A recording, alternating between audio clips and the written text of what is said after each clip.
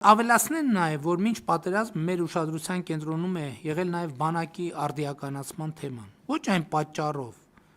որ ի սկզբանե պատերազմը համարել եմ անխուսափելի, այլև այն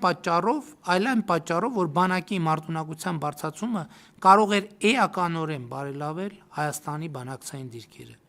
2018-2020 թվականներին կայացվել են բանակի մարտունակության բարձրացման համար էական որոշումներ, էականորեն բարձրացվել է զինվորականների աշխատավարձը, սպառազինության և ռազմական տեխնիկայի խոշոր գնումներ են իրականացվել։ Միայն մի վիճակագրություն վկայակոչեմ։ 2018 թվականից մինչև 2020 թվականի 44-օրյա պատերազմի մեկնարկը,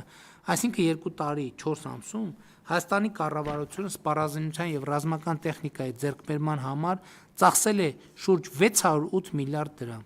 Համեմատության համար ասեմ, որ 2008 թվականի հունվարի 1-ից մինչև 2018 թվականի մայիսը, այսինքն նախորդող 10 տարի 4 ամսում, Հայաստանի նախորդ կառավարությունները ծախսել են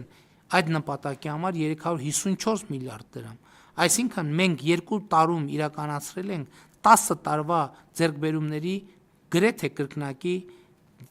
ձեռքբերումներ։